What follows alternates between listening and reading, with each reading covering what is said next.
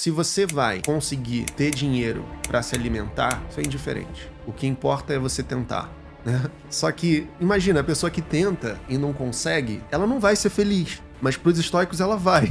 Os estoicos eles vão radicalizar essa coisa do bem. E aí eu concordo mais com Aristóteles. Ele vai ser o grande criador das diferentes ciências. O cara que vai basicamente delimitar áreas pro saber humano. Da metafísica até psicologia, a biologia. Não adianta você só ter a virtude. Você precisa também de alguma coisa externa na sua vida que dê certo. Mas muita gente usa Maquiavel jogando fora a pressuposição moral e focando só na estratégia. A ideia dos fins justificam os meios é a que ficou mais conhecida, né? O Marx é o contrário. Marx nem tem isso, na verdade. É só Matheus Benites. Ele é criador de conteúdo, escritor e doutorando em filosofia. Hoje ele vai nos explicar toda a história da filosofia, começando pelo primeiro filósofo da Terra até hoje. Há uma outra ideologia que surge, pregador judeu, chamado Jesus de Nazaré. Tem gente que acredita que ele não existiu, mas ele acabou dando origem a uma religião muito influente, principalmente na nossa cultura, que a gente chama de cristianismo, né? Analfabeto, judeu, que acreditava que o fim do mundo estava próximo e ele pregava o reino de Deus, né? Um produto que fez muito sucesso porque, pela primeira vez, ele estava apelando para os pobres, dizendo que os pobres eram os virtuosos. Você não está trabalhando para você está trabalhando para a vontade. Você é um escravo da vontade, uma marionete. E as pessoas vivem esse jogo brutal de que quando você não tem, você quer, e quando você tem, você não quer mais. Aí fica nesse pêndulo entre sofrimento e tédio até você morrer, eventualmente. Mas explica, como que nós podemos ser condenados a ser livres, cara? O ser humano é como o Sísifo, que foi o homem condenado pelos deuses a carregar uma rocha até o topo da montanha, que sempre cai e carrega de novo, e fica nesse ciclo pela eternidade. E ele fala, é preciso imaginar Sísifo feliz. Tudo que aconteceu na sua vida, tantas coisas boas quanto as coisas ruins, você aceitaria viver de novo, exatamente igual, por toda a eternidade. Você ama ou você odeia essa ideia?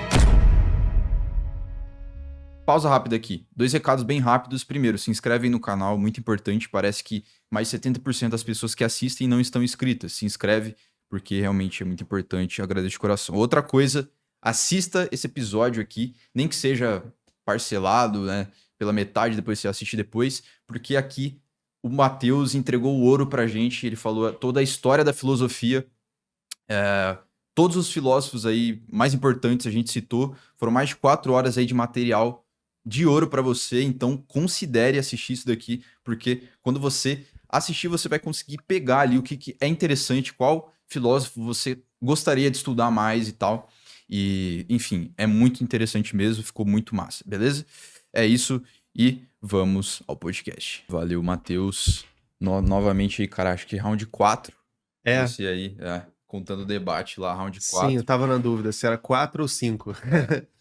Então, porra, brigadão aí novamente, cara, por ter vindo do Rio aí pra gravar com a gente, divulgar bastante conhecimento aí pra galera. Show.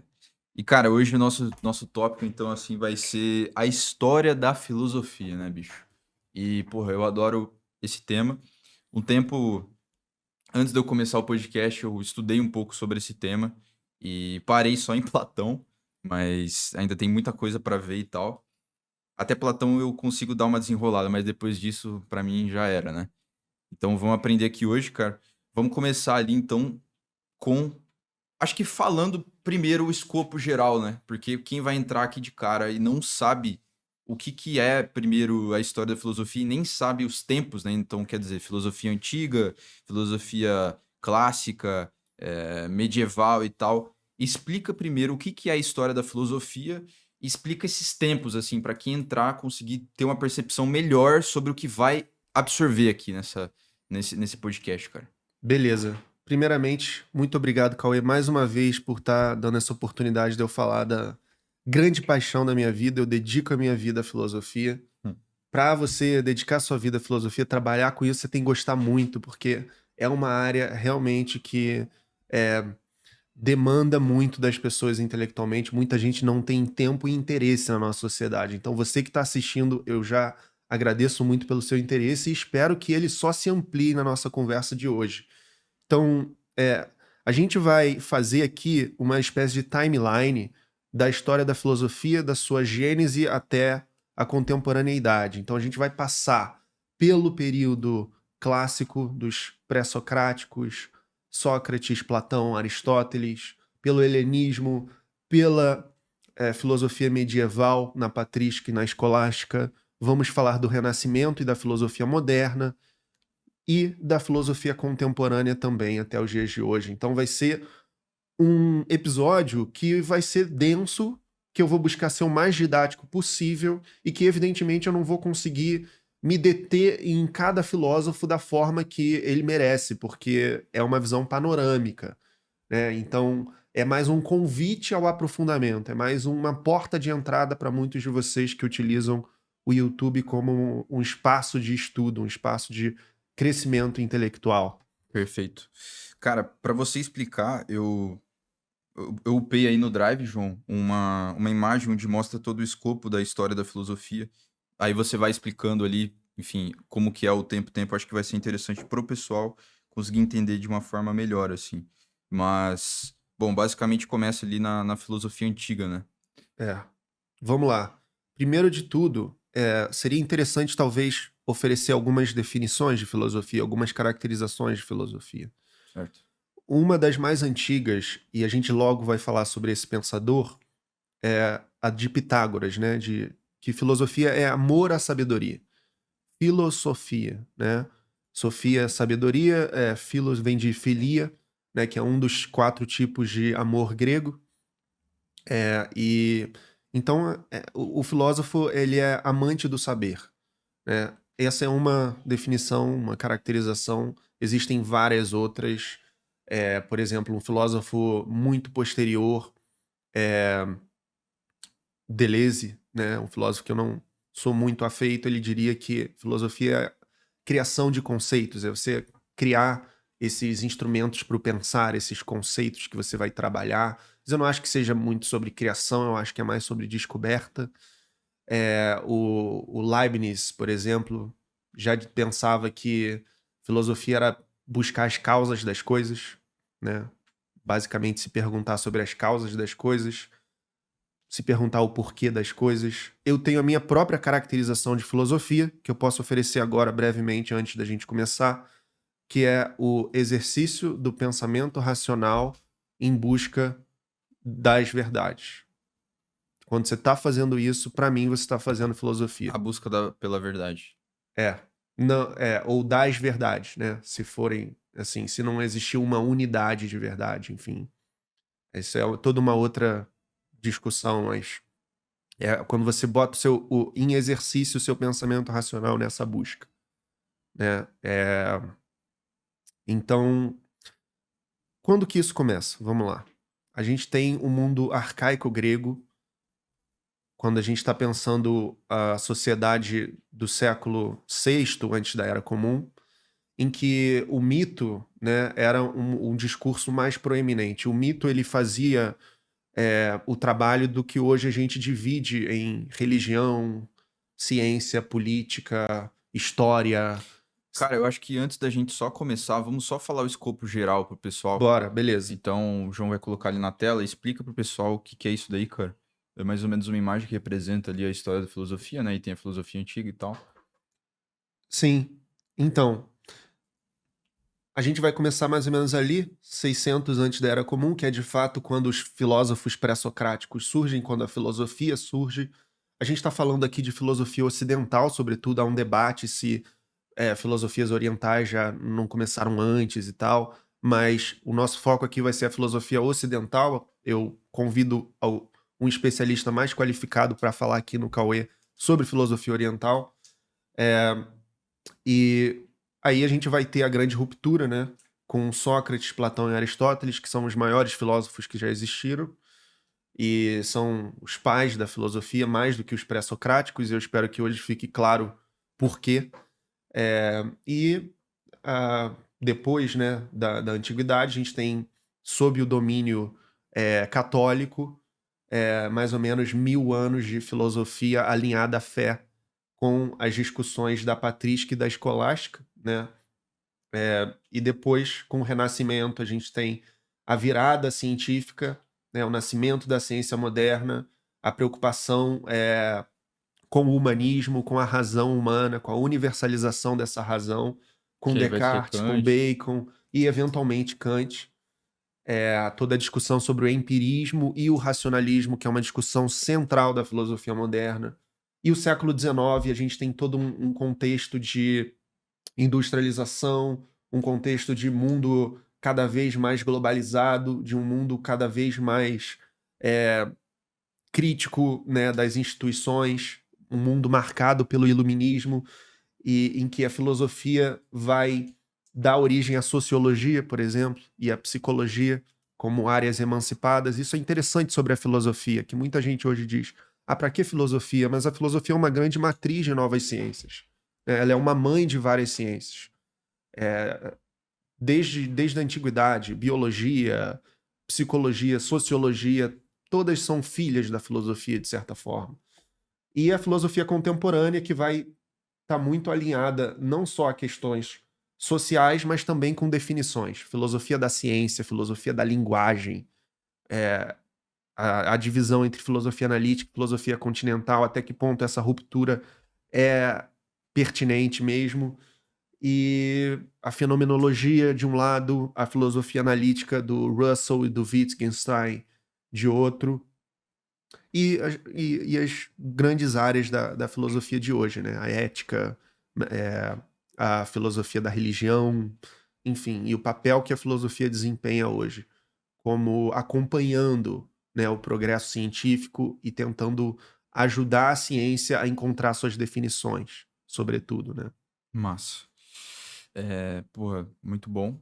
Então agora vamos começar ali pelos pré-socráticos, que foram os que, assim, você falou, né, que tem a discussão e tal, mas onde teve o boom ali da filosofia ocidental, né? A gente pode dizer, pelo menos no Ocidente. Aí, João, eu vou pedir, cara, por gentileza, pra você ir colocando imagens ali de cada filósofo que ele for falando, acho que fica da hora pro pessoal Vai ficar ver na maneiro. tela.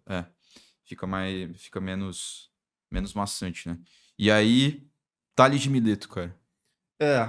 Então, antes do Tales entrar em cena, eu tava falando sobre o mito, né? Mito não é sinônimo de mentira. Hoje a gente usa muito essa palavra como se fosse, mentirinha e tal. O mito é uma forma de discurso, né? Ele encapsula verdades profundas sobre uma cultura e impressiona a sua imaginação. Então, o que que é mais eficaz para você inspirar, por exemplo, a coragem em uma pessoa? Você fazer uma apresentação de PowerPoint ou você contar a história de Aquiles, né? Então, Sim. quando você conta uma história, você impressiona, e não significa que aquilo seja falso. Evidentemente, no sentido empírico, Aquiles não existiu. Mas o modo de ser de Aquiles pode transmitir virtudes, né? Pode transmitir uma espécie de verdade. Então, a sociedade grega clássica, ela usava a história, como basicamente todas as culturas, para transmitir verdades profundas, e tudo que a gente divide hoje entre ciência, religião, história, enfim, o mito dava conta de todos esses aspectos juntos, né? E com os pré-socráticos isso vai começar a mudar à medida que eles vão se perguntar pelas causas no mundo natural e não nas histórias. Que no caso, na época, era Romero, né? Homero e Hesíodo, sim, os Hesíodo, grandes. que seriam aqueles contos onde Zeus criou não sei o que e tal, né? Tem a Titanomaquia, né, que é a história basicamente de como o mundo surgiu, a cosmogonia grega, Era né? Urano que... No começo era o caos, né? É sempre assim, no começo era o caos, depois Gaia. Urano fez sexo com não sei quem, Isso, aí deu Gaia, isso, sei exatamente, lá, né? exatamente. Basicamente essas coisas aí. E E o povo isso acreditava nisso. acreditava. Tem até um livro que eu indico, que é do Paul Vine, que é os gregos acreditavam em seus deuses, e eles acreditavam, mas eles não acreditavam no sentido que a gente acha que eles acreditavam. Eu falo isso no meu vídeo exclusivo para membros lá no meu canal, Matheus Benites, da minha viagem para Atenas, né? Que eu falei, estando nos lugares lá, sobre esse livro, assim. Que os gregos, eles achavam que o tempo do mito é um outro tempo, né? Não é essa história, é algo muito distante. Eles pensavam, aconteceu sim, mas aconteceu num passado imemorial, né? Eles não tinham essa própria noção historiográfica, vai nascer nessa cultura. Então é um outro entendimento muito difícil para nós, contemporâneos, ocidentais, de absorver do que era acreditar no mito naquela época, né? E então, quando chega Tales de Mileto, né, e pergunta sobre do que é feito as coisas, ele faz uma pergunta fundamental, é a pergunta sobre arqué, que é nosso primeiro conceito importante aí da filosofia pré-socrática. Ah lá, Thales. A arqué é a fonte originária de onde tudo vem, né? Ele pergunta qual é o princípio e a fonte de tudo. Ele vai dizer, é a água. Por que é a água? Bom, o Tales, ele morava em Mileto, né? E é uma região, como a Grécia em geral, cercada de mar. A água está por toda parte. E também a água está em nós, está no nosso corpo, né? A água está nos seres vivos, na terra, enfim. Então ele viu, cara, a água está por toda parte. Então a água é a arqué. Mas a água para ele não é o H2O. A água para ele preserva ainda um pouco de um sentido meio místico, meio mítico também, né? Porque ele ainda tá com um pé nessa cultura homérica, nessa cultura de magia, dessa cultura de Mas já foi um grande avanço, né? avanço. Por quê? Porque ele passou a usar a própria empiria, e por isso que falam que os pré-socráticos são pré-cientistas, né? Proto-cientistas, porque ele passou a investigar a natureza e buscar Ele evidências. tentou buscar uma evidência lógica, né, Isso. para as coisas, e não simplesmente criar um mito, né? Do nada. Exato, Por exato. mais que há uma visão mais mística, ele tentou uma explicação lógica. E tem uma história muito interessante sobre Tales, que vale muito a pena ser contada. É uma anedota contada por Diógenes Laércio, que foi um dos historiadores sobre a vida dos filósofos ilustres.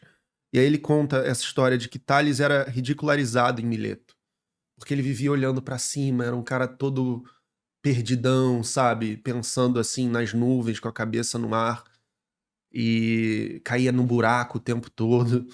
E aí ele fala, cara, por que que você vai ser filósofo? Você quer viver que nem esse cara aí, doido, sabe? Por que que você não foca em ganhar dinheiro, construir uma vida? Esse daí era o Diógenes, João? É o Tales. Ah, tá. E aí, Tales de Mileto, certa vez, utilizou isso a seu favor para provar um ponto. Ele era um cara muito sábio em muitos aspectos. Ele estudou matemática no Egito, ele conseguia calcular, enfim, acho que a altura de uma pirâmide. Enfim, eu não sei exatamente o que, mas ele era muito bom em geometria, né? Ele aprendeu muito com os egípcios. E aí ele entendia muito de meteorologia também. E aí, certa vez, ele previu que ia ter uma safra muito boa de azeitonas. E ele arrendou todas as prensas com muita antecedência. Assim, olha, nesse período eu vou alugar todas essas prensas de azeitona. Ninguém entendia por que ele fez isso. Mas ele sabia que naquela época do ano, por causa dos seus cálculos, ia dar uma safra muito boa. E aí ele ficou rico. Olha só que Por causa do interessante. conhecimento.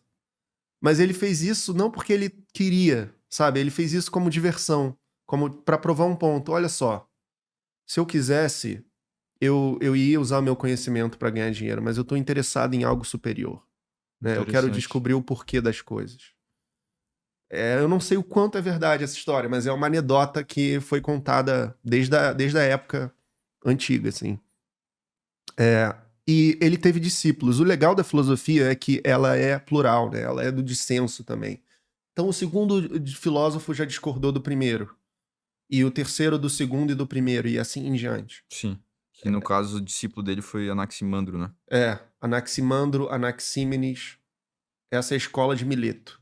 Anaxímenes, ainda como Tales, buscou uma arqué na natureza. Ele vai dizer, olha, arqué é o ar, não é a água. Pneuma, né? O ar está por toda parte. E faz algum sentido também, né? Lógico, porque de fato dá para usar, dá para ter evidência empírica sobre isso, né? Tipo, o ar faz parte. A gente respira o ar, o mundo é permeado de diferentes gases, assim como a água, né? Mas ainda é o mesmo tipo de explicação, Quem vai dar um salto mais interessante é o Anaximandro, porque ele vai explicar a arqué como sendo algo abstrato pela primeira vez. Sim. Ele vai dizer, não, No livro da História e Filosofia que eu tava lendo, que é do Frederick Coppelson, lá, o padre, ele usa o termo Urstoff, cara. Eu não sei o que que significa em alemão, mas provavelmente é algo, enfim, que é indeterminado, assim, né? exato. Ele vai dizer que é o apeiron, é o termo grego. O apeiron é indeterminado, é indivisível, é inacessível, ele é infinito, né? Então, tudo é feito do apeiron, né? E o apeiron é uma coisa que você não pega e analisa assim. Que, de certa forma, faz sentido. É. Então, mas o mais importante, mais do que o conceito do apeiron, é o que ele significa na história da filosofia, que é alguém tentando explicar com a abstração, né? Em vez de olhar só para a natureza ou para os mitos. Então, isso vai abrir uma camada de possibilidades epistêmicas para os outros filósofos que vão vir depois. Principalmente Pitágoras, Heráclito e Parmênides. Pitágoras vai dizer que é o número, né? O Pitágoras ele também é muito vinculado com a matemática. Ele achava que a gente podia decifrar a realidade através do número, né? Então, tem um conceito dele, o tetractis, que é tipo uma pirâmide formada dos números, que vai 1, 2, 1, 2, 3, 1, 2, 3, 4, enfim. E ele achava que tinha significados ocultos na natureza que podiam ser decifrados pela matemática. E a escola pitagórica era uma espécie de seita também. E ele achava que tudo era número, né? Tudo era número e você conhecer o número, você conhece o mundo. E, e ele tinha uma série de coisas muito peculiares na sua escola. Por exemplo, o vegetarianismo. A aceitação de mulheres numa sociedade muito patriarcal, muito machista que era a Grécia Antiga, né? Então, Ele era vegetariano. Sim, até suspeita-se que muitas das coisas atribuídas a Pitágoras não foi ele que criou, mas foram seus discípulos pitagóricos, né? Sim. Inclusive o próprio teorema de Pitágoras talvez não tenha sido o Pitágoras, mas a escola pitagórica, ou nem a escola É pitagórica. um fato dizer que ele existiu? Eu acho que temos evidências para isso, né? Eu não sou historiador, nem arqueólogo, eu não Sim. sei exatamente quais, mas eu acho que a existência de Pitágoras está bem estabelecida, mas o que de fato ele fez, assim como o que de As fato. atribuições, né? O que foram de dadas fato Sócrates fez são coisas difíceis de delinear. Certo. Porque tinha muita gente na escola dele, é uma escola que perdurou por muito tempo.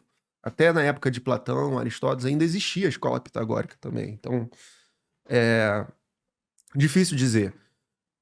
Agora, o que eu acho mais interessante nos pré-socráticos é o debate que vai vir depois entre Heráclito e Parmênides, né? Sim, cara.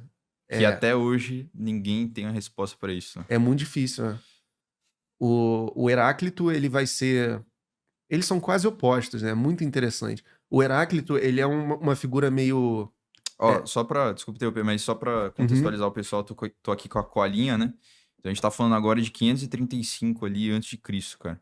De 535 a 470 antes de Cristo, né? Que foi a época que eles viveram ali, mais ou menos. E eu estava dizendo de Heráclito. O Heráclito, ele era uma espécie de eremita, um cara muito contra o status quo, um andarilho que vivia na floresta, assim, que era... Se isolava nas Se montanhas. isolava, tinha um humor muito sarcástico, sabe? Misântropo, de certa forma. Misantropo. E ele achava que tudo é fluxo. Não existe permanência. Então tá tudo mudando. A frase mais clichê, que de fato é um dos fragmentos do Heráclito, né? Não exatamente assim. E o Heráclito a gente tem coisas escritas, tá? Que sobraram.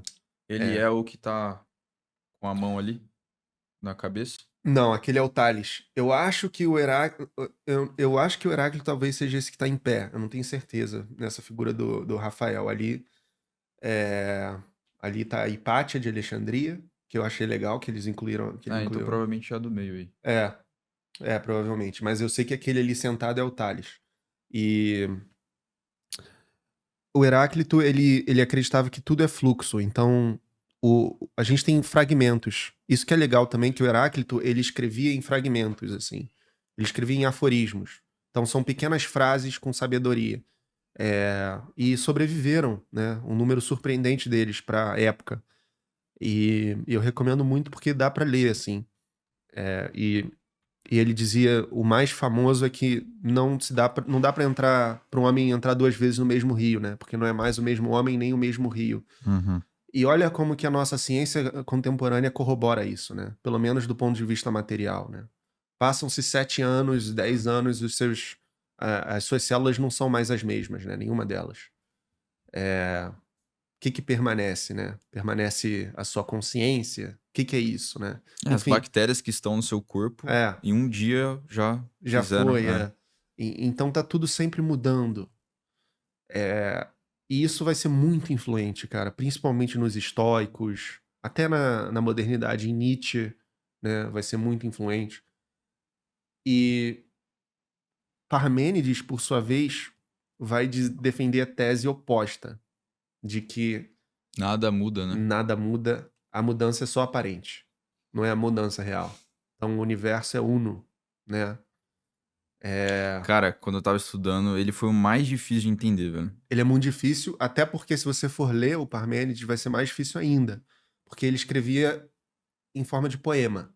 Ah, Então é um poema revelatório, assim, muito, muito hermético, muito associado ainda a essa cultura do mito e tal. Mas é interessante porque os filósofos, a relação entre a filosofia e a poesia nunca foi uma relação fácil, assim, é um relacionamento meio tóxico, né? Porque a poesia, de certa forma, ela é filosófica e a filosofia também tem uma dimensão poética. E é uma tensão que os filósofos vão usar propositalmente. sim. De Parmênides e Platão, como por exemplo com o mito da caverna, até Nietzsche, né, que escreve o Zaratustra, que é uma grande obra assim em forma de mito, né, uma grande obra filosófica. Talvez a maior obra filosófica na forma de mito. Cara, agora, falando de Parmênides, assim, ele fala que tudo é eterno e imutável, né? Uhum. E que tudo que vemos de movimento, então se eu jogar essa caneta na parede ali, isso é apenas uma ilusão. Mas não é uma ilusão no sentido de uma ilusão de ótica. Ele sabe que você de fato jogou a parede, a, a caneta ali, só que a coisa que existe continua sendo a mesma, sabe? Não tem uma transformação real. Tudo que faz parte da caneta sempre fez parte dessa coisa, mesmo que tivesse no copo ou tivesse, sei lá, na mesa, entendeu? Não tem uma mudança de verdade. O ser é e o não ser não é. Essa é a grande frase de Parmênides. Isso é uma coisa pra você falar na primeira aula de filosofia, né? Pra deixar os alunos já assim, caraca. Isso é brutal, né? Tipo, e ele fala, né, também que assim, o nada não vem a ser do que Exato, e isso vai ser muito existe, né? importante. Não tem como algo vir a ser Do do nada. nada. Ex nihilo, não tem. Então, assim, se você pensar, o que é o nada, cara? Você já tá usando o verbo ser, você percebe? Exato. Então, como que você vai pensar que algo não existe? Você já tá, de certa forma, pensando naquilo. Então, será que realmente o nada não existe? Pois é. O nada, ele é inacessível. O nada filosófico. A gente não tá falando de vácuo, a gente não tá falando de vazio, de nada disso. A gente tá falando do nada filosófico, que é o estritamente não ser. Aquilo que não faz parte, por definição. Então não tem como ter movimento, percebe? Porque se o que é e o que não é não pode vir do que é, então não muda, cara. É isso, é uno, acabou. Acabou a filosofia com Parmênides, né? Para os Eleatas, que é a escola do Bizarro, Parmênides. Bizarro. Só que isso vai ser um grande problema, que Platão, Sócrates e Aristóteles vão tentar resolver, né? E olha agora como que tem uma continuidade perfeita, assim, dialética na filosofia antiga, a partir desse gancho de Parmênides. Que vai ser exatamente esse eixo socrático, né? Mas seria mais interessante pegar o gancho e falar de Platão, e aí depois eu falo de Sócrates com a questão da ética. Só para vocês entenderem essa parte metafísica do movimento, né? Você não quer falar de Demócrito primeiro? Demócrito é um atomista, né? Ele tá ainda nesse eixo pré-socrático de dizer que a arqué é o átomo. E ele vai ser muito influente porque, de fato, ele estava certo. Teve ele aquele Leucipo? Sim, Leucipo, sim. Leucipo. Eles estavam certos, porque o átomo, de fato, mas só do aspecto material, entende? Ele não tá falando da arqué metafísica. Ele acertou no aspecto material, no sentido de que existe o átomo. Mas tem coisa menor ainda que o átomo. A gente pode falar do quark, né? Tá. Mas tudo bem, a linha de raciocínio é essa. Tem uma partícula minúscula que faz parte das coisas materiais. Mas ele ainda tá, como Tales, como Anaxímenes, olhando para a natureza e buscando, né, explicar o mundo de um jeito naturalista. O que é ótimo, mas não abrange toda a realidade né, de uma metafísica naturalista, digamos assim. Tem também o Anaxágoras, né, que vai falar do nous, Sim. o nous seria uma mente inteligente. Aí os religiosos vão adorar Anaxágoras. Ele vai falar, não, é uma mente inteligente que criou tudo, que é a fonte de tudo, que pensa o real, né? Que é o pensamento no começo de tudo. Isso vai ser influente até em Aristóteles, né?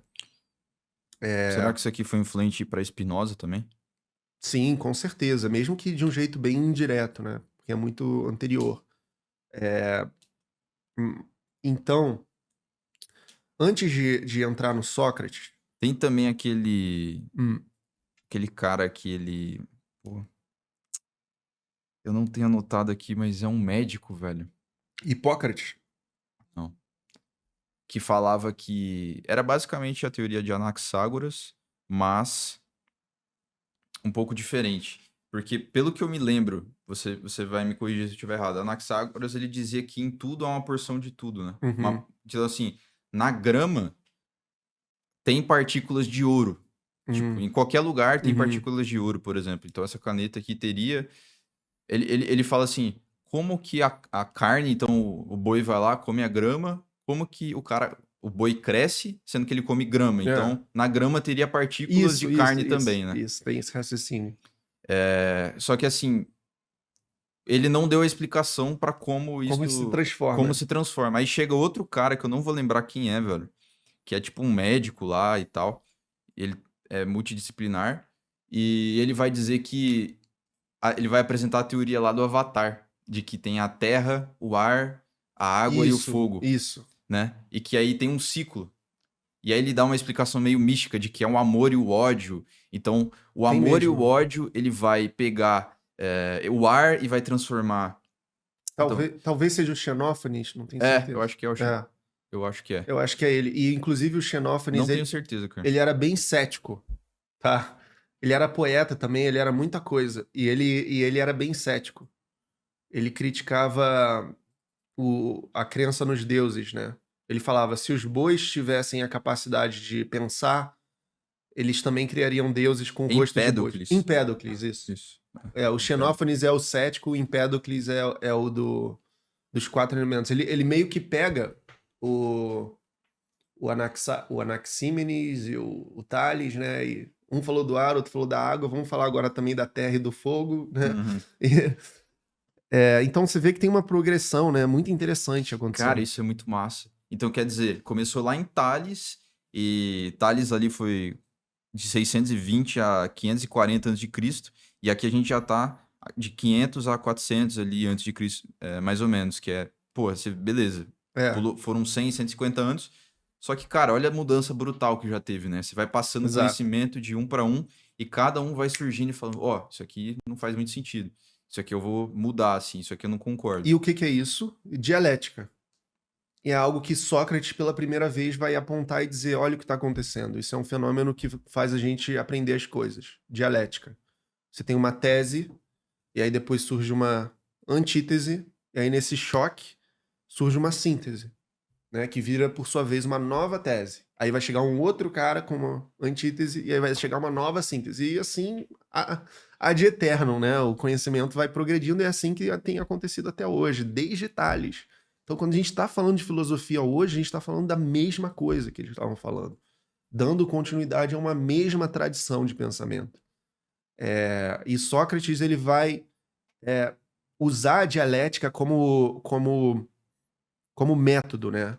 Ele vai esclarecer, olha, é isso que a gente tem feito desde Tales, e é isso que faz o conhecimento, a sabedoria surgir. Por isso que ele dizia que o método dele era uma parteira, uma maiêutica, que parte, né, que pare sabedoria.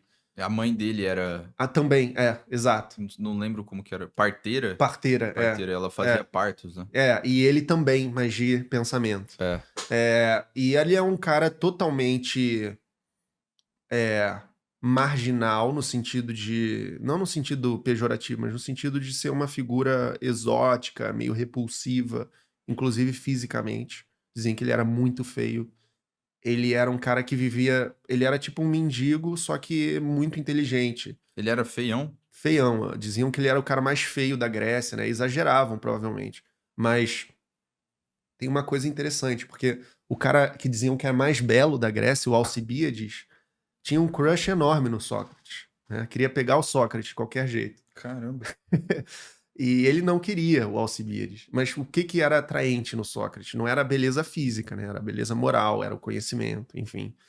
Isso está no banquete do Platão, né? Sim. A escada do amor, né? E inclusive eu quero falar disso, cara. Vamos falar, vamos chegar lá. E o Sócrates, ele era um cara, assim, que era um indivíduo muito completo, por outro lado. Porque ele ia pra guerra, ele lutou na Guerra do Peloponeso, ele participava ativamente da democracia grega. Então ele estava envolvido, sabe, com o mundo, engajado de um jeito muito impossível de ignorar. Aí ele começou a angariar seguidores, e isso começou a incomodar a Grécia, né? A elite local, a elite aristocrática local. A filosofia naquela época era uma coisa extremamente minoritária.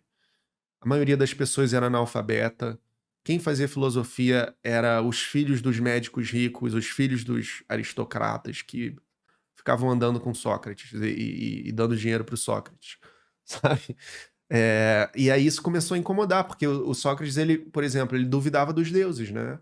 Ele começava a falar de novos deuses com essa coisa de filosofia, que os gregos entendiam como novos deuses, né? Sim. Que história é essa, Sócrates?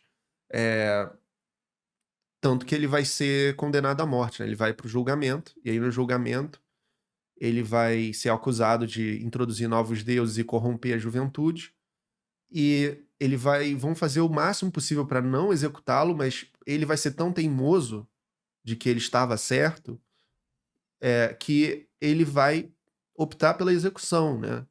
Quando dizer, Sócrates, você pode ser exilado.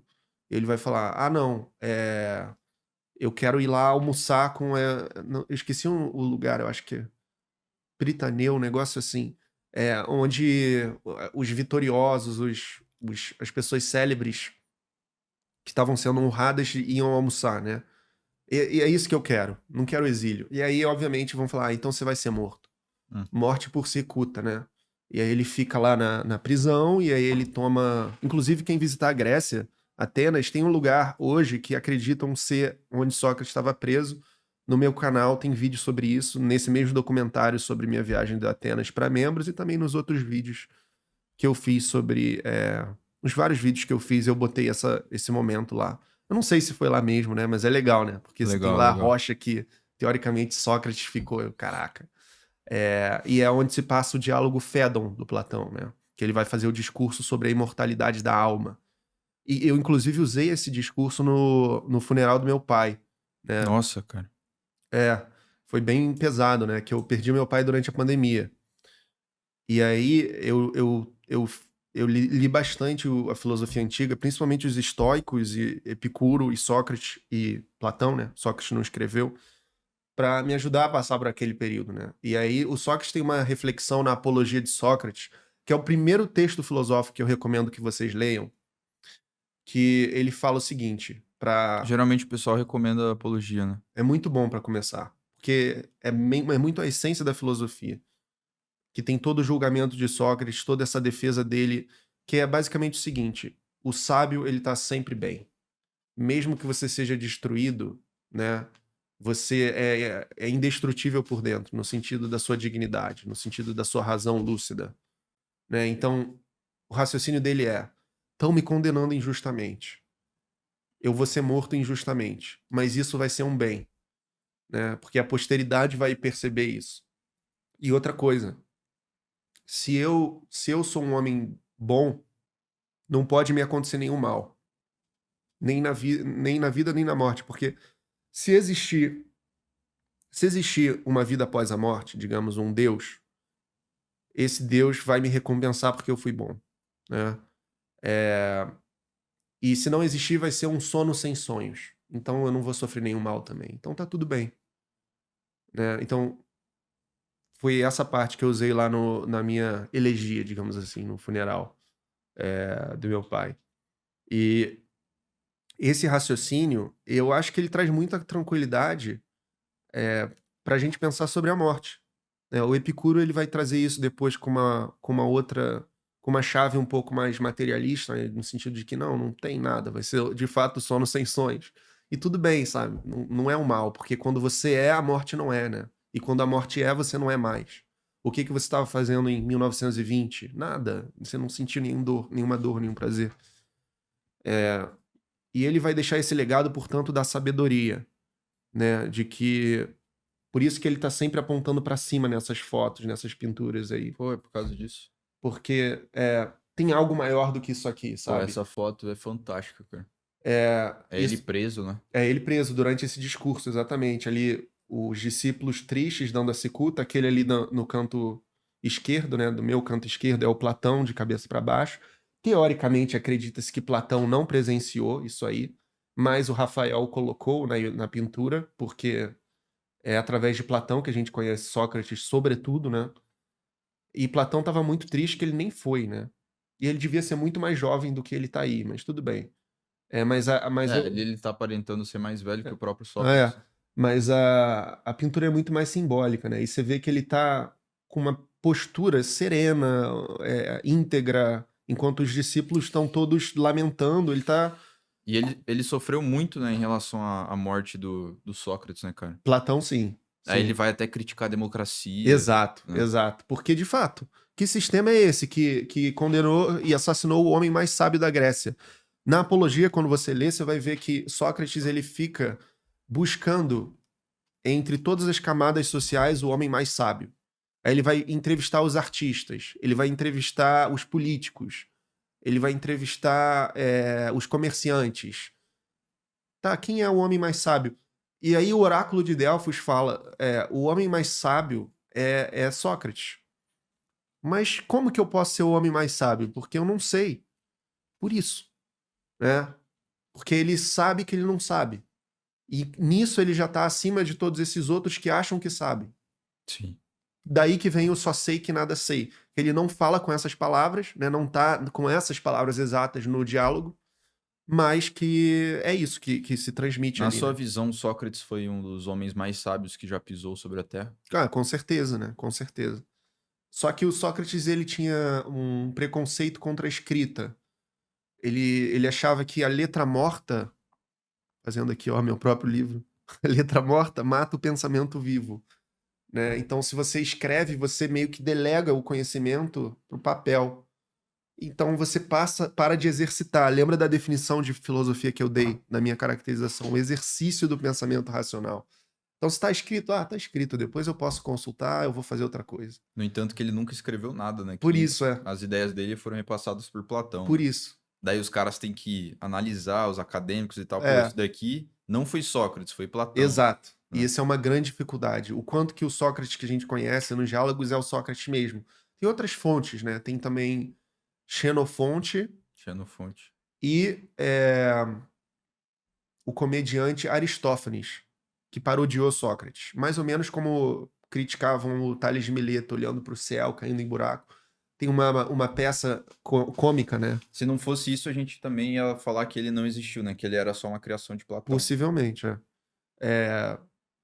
mas tem essas outras fontes independentes de que Sócrates vivia olhando para as nuvens, sabe? Ele é esse doidão aí da praça, Que é sempre o preconceito contra o filósofo, né? Ah, você fica aí olhando aí, perdidão, sabe, pro céu, caindo em buraco. Então essa outra fonte é criticando Sócrates. Ao passo que as fontes de Platão, Sócrates é o modelo da virtude. Então, você vê que o cara provavelmente existiu porque tem pessoas com opiniões diferentes sobre ele, né? Então, isso é interessante. E aí, esse vai ser o grande legado, né? A dialética, a maêutica, o reconhecimento da sabedoria e da ignorância. E da sabedoria na ignorância, né? Porque ao passo que os outros achavam que sabiam e não sabiam, ele sabia que não sabia. E isso é saber mais do que os que acham que sabem. Paradoxalmente, né? E aí tem também um aspecto irônico, né? Da ironia socrática, que quando ele vai entrevistar todo esse pessoal, Sócrates ele vai: Nossa, Cauê, então você sabe o que é piedade? Por favor, me ilumine. Você deve ser uma pessoa muito ilustre. É uma honra para mim conversar com você sobre isso. E aí você expunha a sua teoria da piedade, e aí ele ia falar: Caramba, Cauê, que interessante, mas certamente você pensou nessa objeção X. E eu tô muito curioso para ouvir qual é a sua ilustríssima resposta à objeção X. Aí o cara não tinha resposta para a objeção, aí o cara se sentiu humilhado. Ele ficava com raiva de Sócrates, e na maioria desses diálogos a pessoa desiste, fala: Sócrates, eu tenho um compromisso, depois a gente conversa, tá? Vamos continuar isso depois, eu tenho que ir ali. É a maêutica e a ironia. E a né? ironia socrática, Isso é muito forte, cara. É muito, muito legal isso. Que se você fizer com uma pessoa hoje, Não, essa pessoa vai querer cair na porrada, vai se sentir num nível pessoal, assim, sabe? porque assim, ela sabe que você tá sendo irônico, né? Nossa, João, então você sabe o que é o amor? Por favor, me ilumine, cara. Eu tô há horas tentando entender isso. Você certamente passou muito mais tempo se debruçando sobre isso para afirmar que você sabe. Que bom que a gente se encontrou. Ah, então essa é a sua teoria? Ah, então com certeza você sabe responder o que o fulaninho ali disse contra ela. Eu tô doido pra dizer que ele tá errado. Vamos lá junto. Ele fala: Não, na verdade, eu tinha marcado esse churrasco aqui, a gente pode continuar isso depois. E aí é engraçado que na maioria dos diálogos iniciais de Platão, o Sócrates ele termina sozinho, porque o pessoal desiste. E ele é incansável. Ele fica lá na praça sozinho, tanto que no banquete, no final do banquete, todo mundo já cansado, embriagado, vai dormir. E aí Sócrates é o único que continua acordado e vai pra praça debater com O cara a gente. tinha hiperfoco com diálogo. Tipo isso, E é isso, o diálogo é isso, né? O dia é logos, né? Heráclito trouxe essa questão do logos, que é a palavra, né? Que é o verbo, enfim, que é o que manifesta, né? O conceito, digamos Que assim. vem tipo de logia. De logia. E diálogos a gente já usa o vocabulário grego, né? É conversar em dois, né? Então é exatamente isso. Por isso que é dialético também. Dialógico, né? Tem uma lógica do diálogo. E aí a gente chega em Platão. A gente poderia ficar um episódio inteiro falando sobre Sócrates, tá? Mas também o nosso objetivo Sim. aqui, né? Como eu disse no começo, é ser Geral. mais panorâmico. Platão vai ser o mais influente, junto com Aristóteles, dos filósofos em geral. Cara, pra mim ele foi o maior filósofo que já pisou na Terra, cara. É uma posição bem razoável. Eu acredito que tenha sido Aristóteles, mas é um debate muito acirrado entre os dois. E essa é a grande pintura icônica, né? Também do Rafael. Tá lá no Museu do Vaticano. Tive o privilégio de visitar em 2022. Você viu presencialmente. Presencialmente, eu ainda fiz assim na foto, né? Quero dizer que eu tô com Aristóteles, Por que um tá apontando para cima e o outro para baixo, né? Porque Platão vai dizer, a realidade, como Sócrates está apontando para cima também, tem algo maior. Aristóteles, não, o maior tá aqui, tá nas próprias coisas. Porra, muito massa, velho. E esse debate tá aí até hoje, né? Entre, por exemplo, quando eu debati aqui com Cogos ou com, sei lá, com outro religioso, né? A gente vai debater isso aí. Um vai fazer, não, Deus, não, calma, né? Natureza. Naturalismo, teísmo, enfim. É muito mais complexo do que isso, tá? Não quero igualar essas duas posições, né? Contemporâneo e o mundo antigo, porque ambos ali acreditavam em Deus, mas de jeitos diferentes. Vamos entender como. E assim a gente volta para Parmênides, que nos deixou com aquela incógnita de tipo, cara, não tem movimento. O que não é, não é, e o que é, acabou. Como que o não ser, como que algo pode vir do nada? Pode vir do não ser. O que é sempre foi.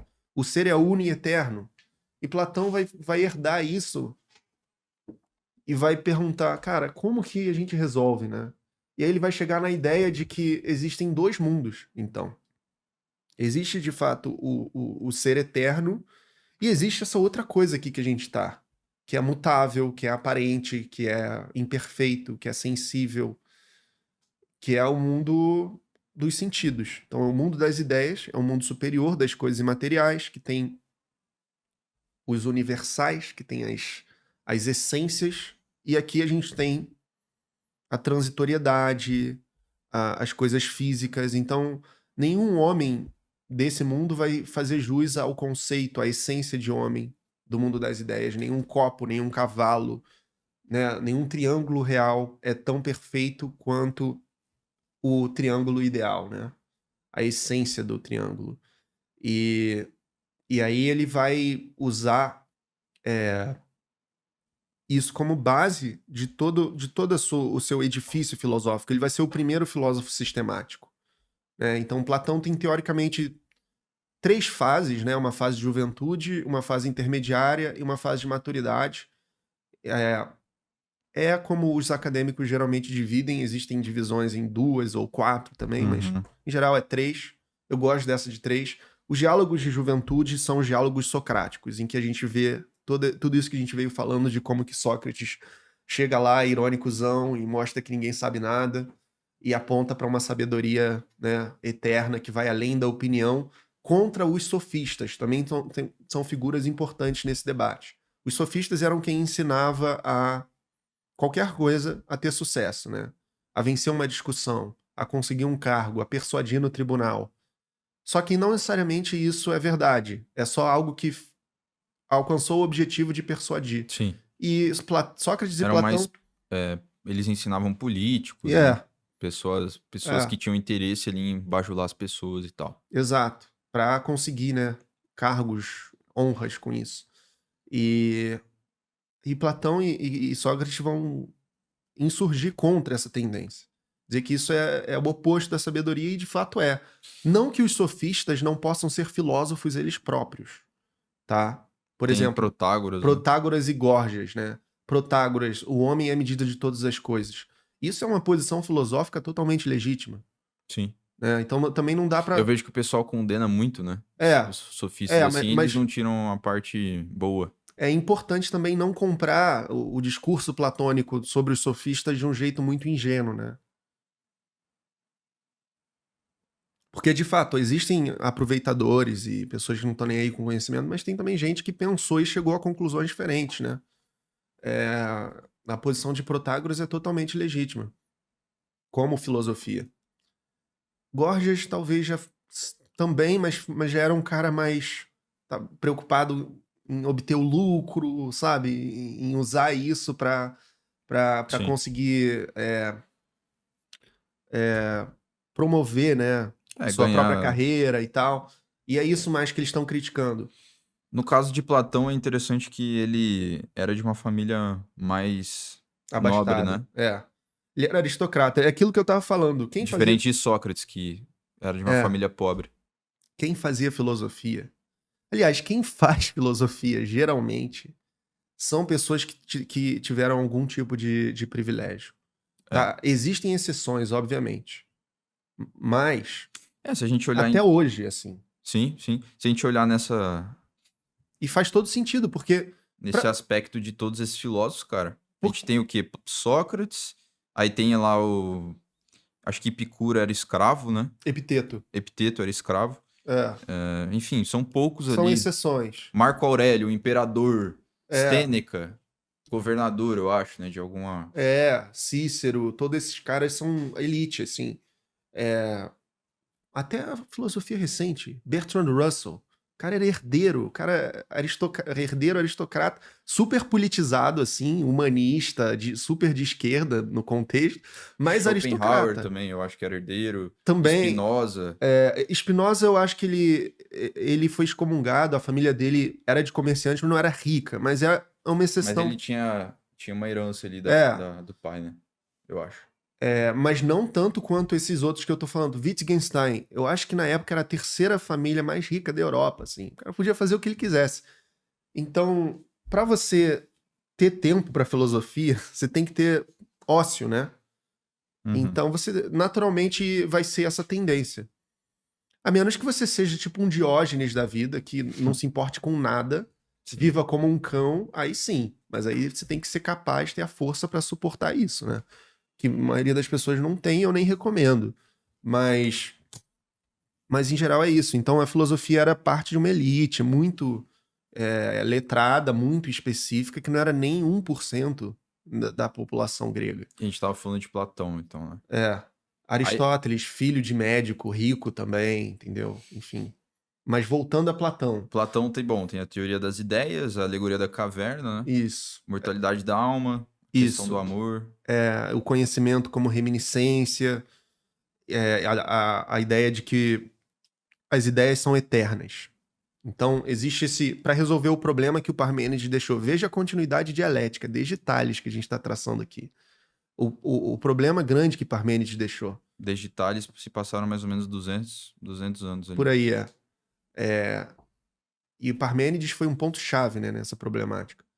E aí, como é que ele resolve isso? Então, ele divide o mundo em dois. Então, de fato, Parmênides, você está certo, não tem mudança, mas tem mudança aqui, evidentemente. Então, a mudança que não tem é no mundo das ideias, que é eterno e perfeito. Aqui onde a gente está é uma cópia imperfeita dessa realidade. E por isso que as coisas são ruins, basicamente. Por isso que as pessoas são corruptas, que acontece acidente, furacão. Sabe, ele começa a ver que o mundo real, o mundo concreto é problemático em vários sentidos. Mas aí ele acredita nesse além, nesse mundo das ideias, das formas perfeitas. Ele acha, inclusive, que um demiurgo, que é uma divindade, mas não é divindade como se entende Deus na maioria das religiões monoteístas, né? É um demiurgo que ordenou o universo a partir das formas eternas. Então as formas pré-existem o demiurgo, pré-existem o, o mundo, né? E o mundo foi criado a partir desses modelos. Tem lá o modelo de planeta, o demiurgo pegou e criou. O modelo de homem pegou e criou. E ordenou as coisas. Isso está no diálogo Timeu. E então, se você quiser ir mais profundo, teria até 3 mundos em Platão. Porque tem o mundo sensível, que é esse que a gente está, que é a camada inferior. Tem o mundo das ideias, o mundo das formas eternas, eidos. E tem a ideia de bem. Tá? Porque aí Platão percebeu, mas e essas formas? O que que sustenta elas? Porque não é uma questão apenas temporal, elas estão fora do tempo, mas o que que é a causa delas? Está fundamentada onde? Aí ele pensa, tem que ter uma ideia ainda além disso, que é a ideia do ser.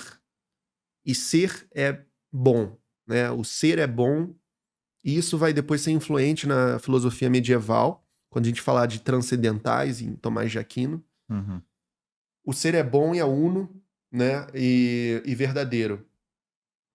Então, tem a ideia de bem que ilumina as outras ideias, que ilumina o mundo sensível, né? Que informa. Então, são 3 camadas da realidade. E a ideia de bem, ele usa a metáfora do sol, né?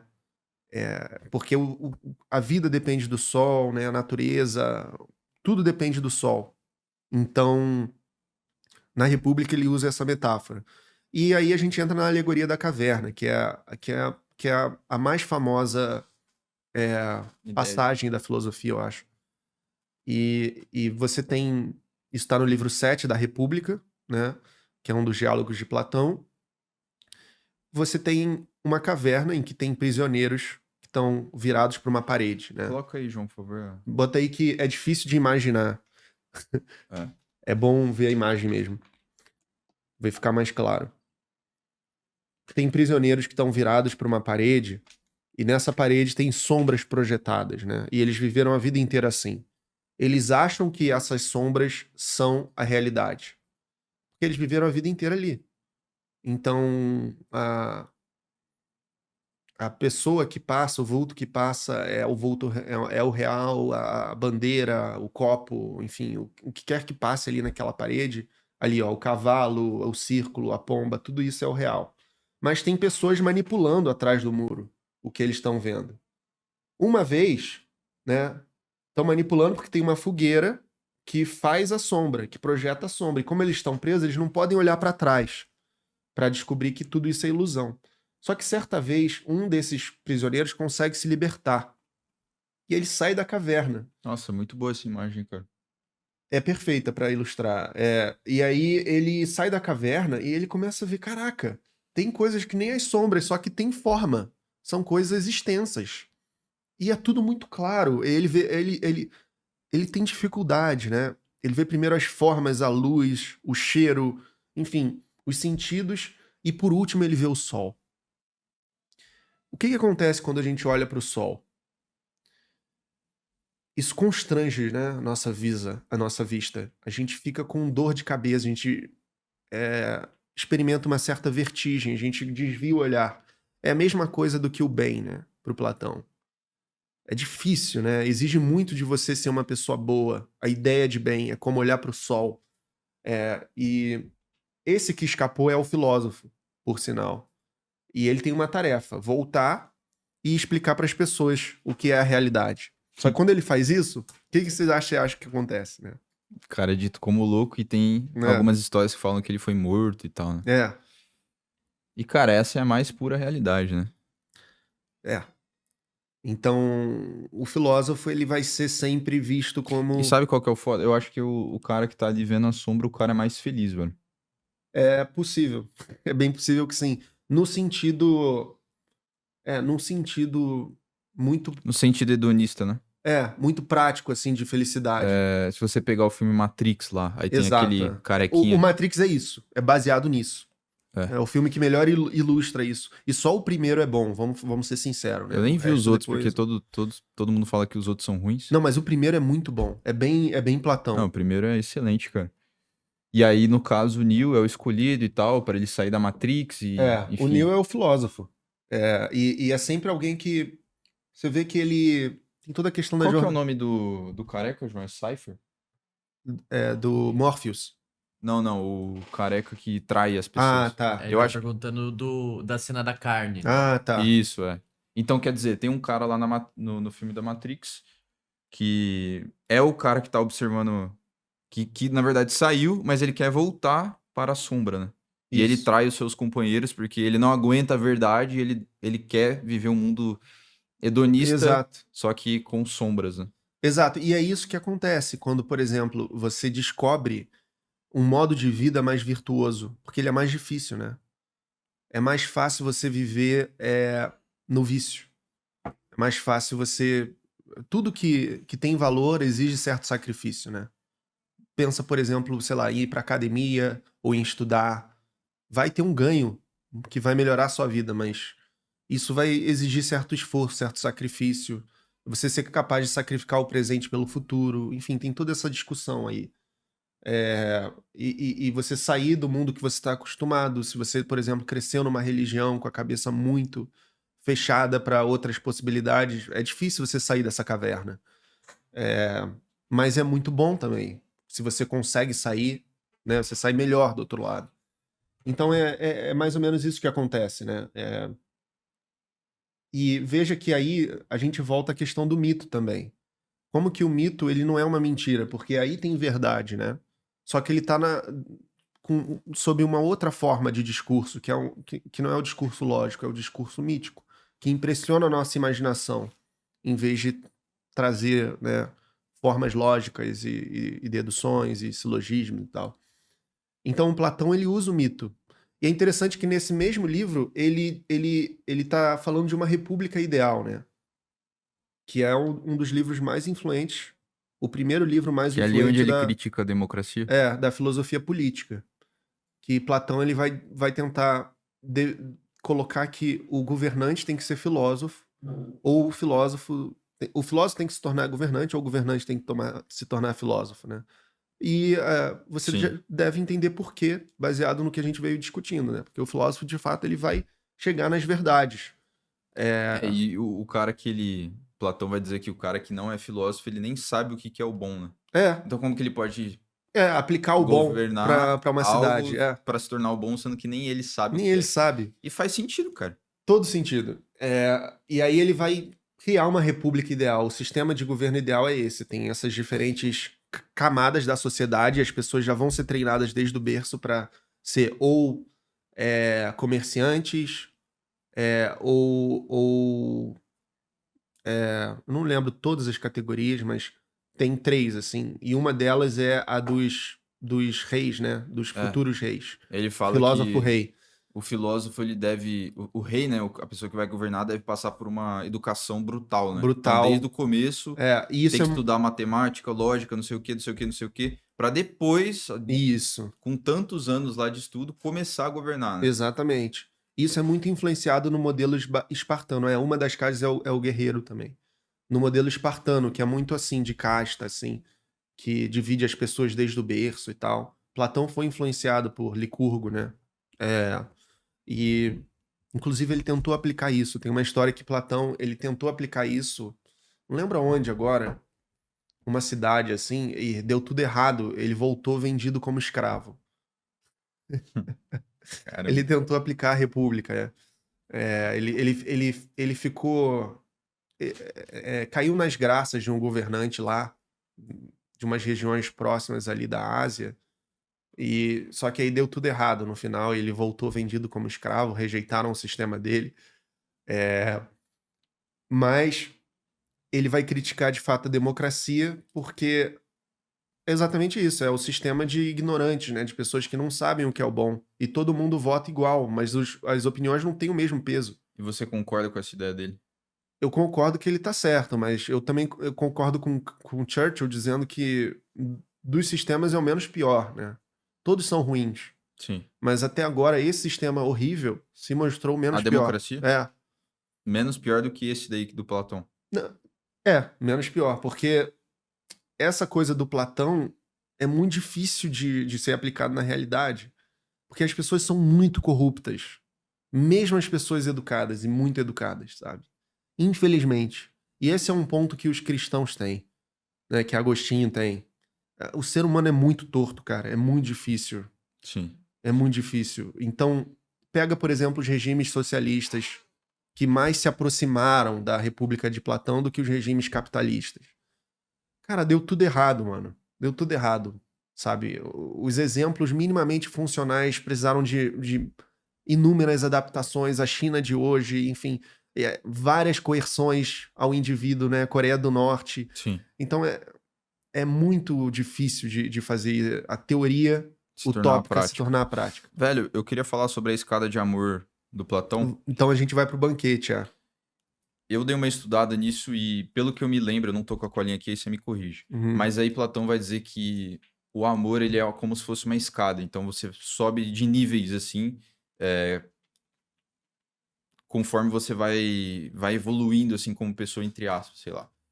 Isso foi o que eu entendi. Daí, no nível 1 é você amar uma pessoa bonita, assim, Exato. né? Então, porra, você tá ali na academia, você viu uma mina gata, pô, beleza. Uhum. Quero ela, assim, quero o corpo dela por causa do corpo dela, da aparência e tal. Sim. O nível 2 é você sair de uma pessoa só para várias pessoas, né? Então você pode amar várias pessoas, também relativo pode ser ao corpo. O nível 3 é você amar a pessoa relativo à personalidade dela. Então, porra, conheci a mina ali e tal, mas eu gosto da personalidade dela, uma pessoa inteligente, gosta de psicologia e tal, beleza, eu gosto dela.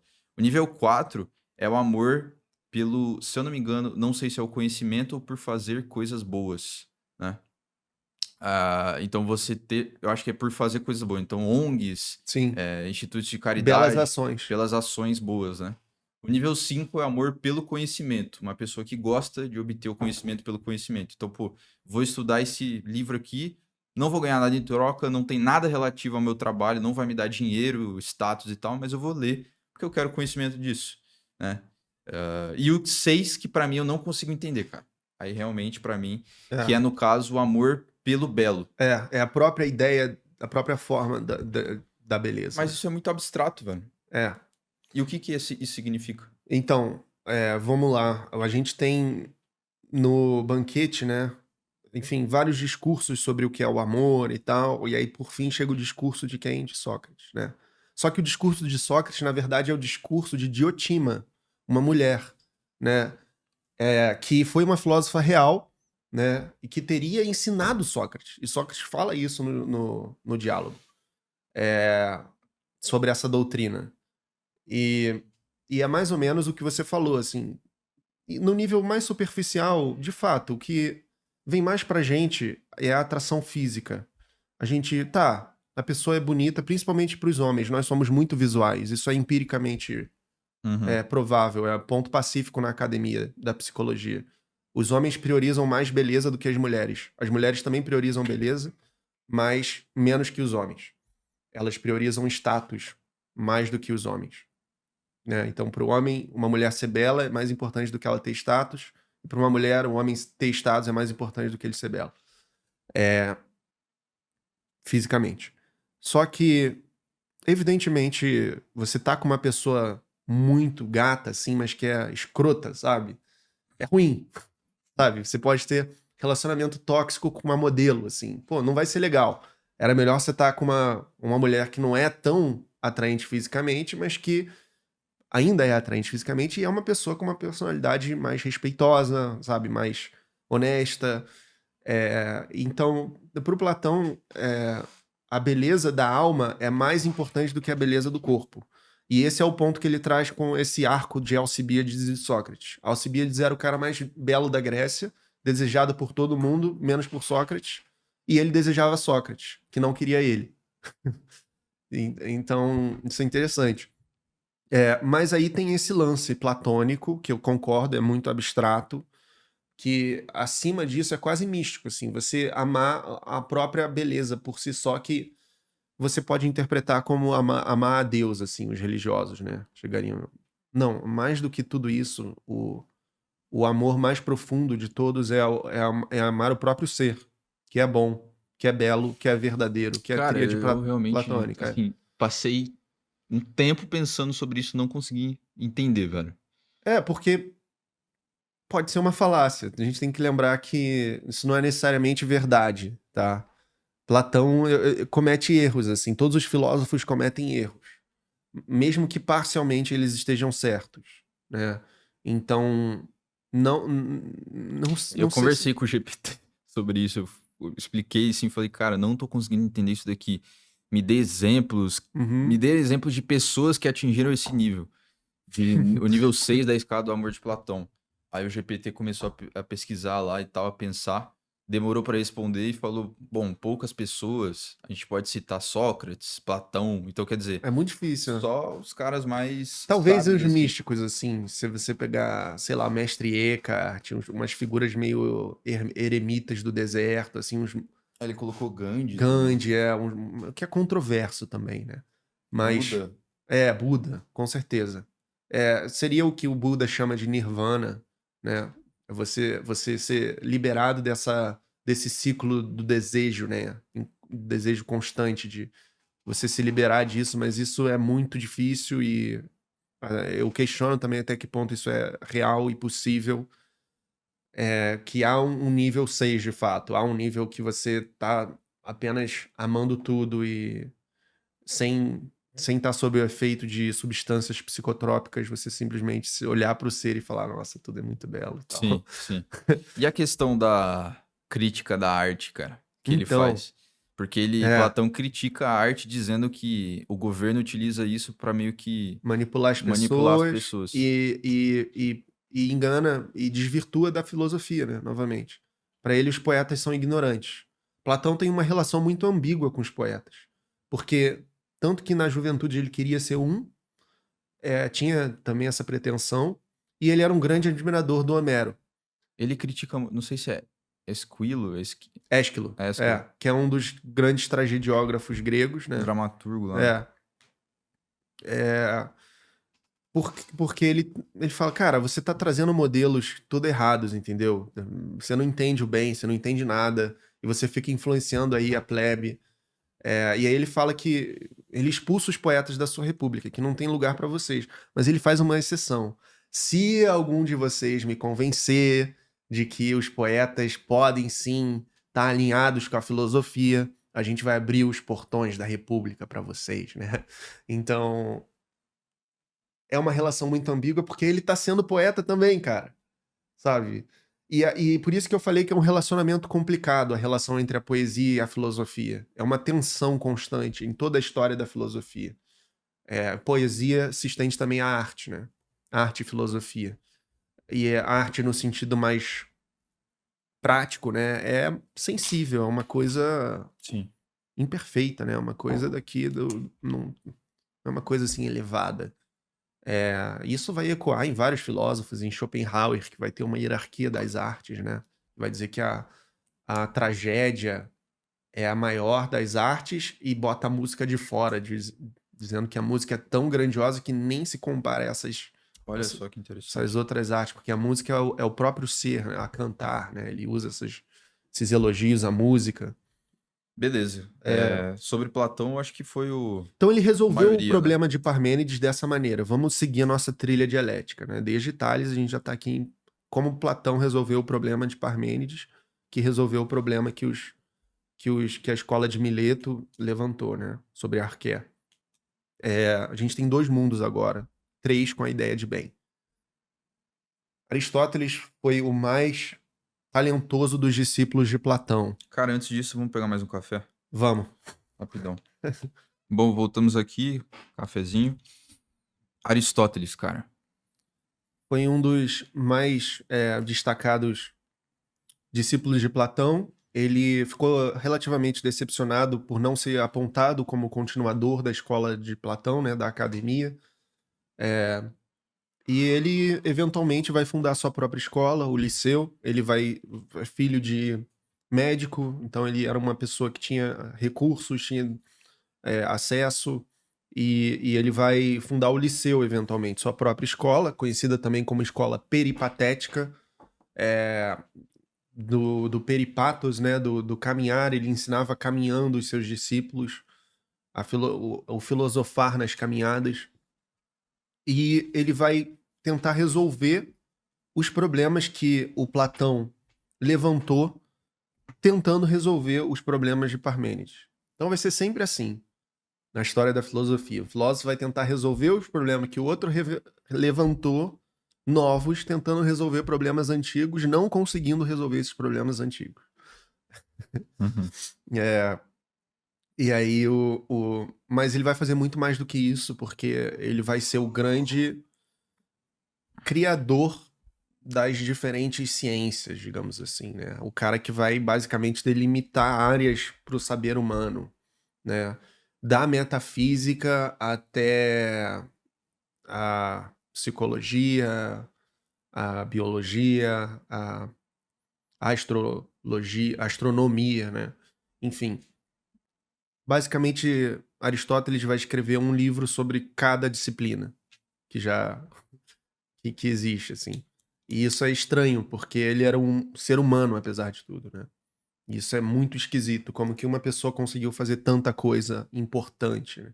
Por cerca de 1000 anos, Aristóteles era igual ao saber, né? E as discussões eram dentro do sistema aristotélico, não contra o sistema aristotélico. Para você ter uma noção do quão influente ele foi. Eu acho que foi o ser humano, talvez junto com Jesus e Buda, o ser humano mais influente que já existiu, com certeza. Mais do que Platão, eu acho. Porque Platão foi importante para influenciá-lo e influenciar outras coisas, mas ele tá na base de tudo, assim, da ciência, de toda a ciência. Ele, da lógica. O cara, basicamente, Nossa, o que ele esquematizou a lógica esquematizou a lógica. é bizarro. É bizarro. Ele criou ele explicou, né? As pessoas já usavam a lógica antes, mas ele explicou o que estava sendo feito e como pode ser feito melhor. Né? O silogismo, que é a estrutura básica, e os princípios básicos da lógica. No Órgão, que é o livro de lógica do Aristóteles, dentre os quais tem o livro das categorias,